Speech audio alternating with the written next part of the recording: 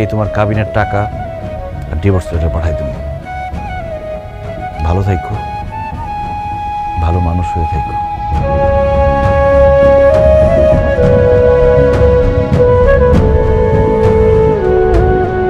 যাক, আপদ গেছে।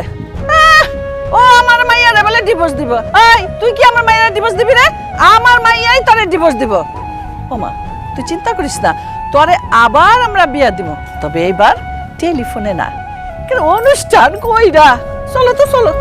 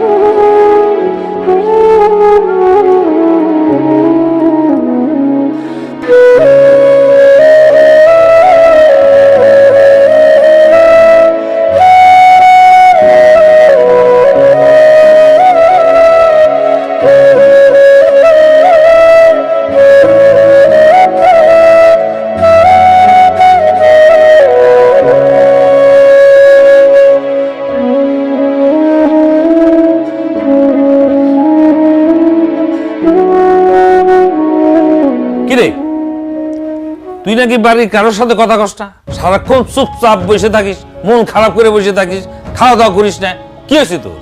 আপা কি হয়েছে তোমরা বুঝতেছো না? আমার স্বামী আমার রাইখা চলে গেছে, তার ছাড়া আমি থাকতে পারতেছি না। বারবার খালি আমার তার কথাই মনে পড়ে। কি করলি তুই?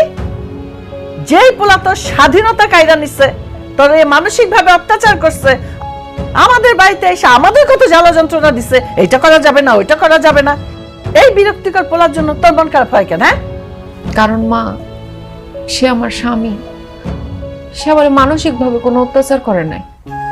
সে যা যা করছে ঠিকই করছে। আমার একজন সত্যিকারের নারী বানানোর জন্য যা যা করা দরকার সে তাই তাই করছে। আমি নামাজ পড়তে পারি না, সে আমার নামাজ পড়া শিখাইছে। আমি কোরআন তেলাওয়াত করতে পারি না দেখা মুক্তবে নিয়া সে আমার কোরআন তেলাওয়াত শিখাইছে।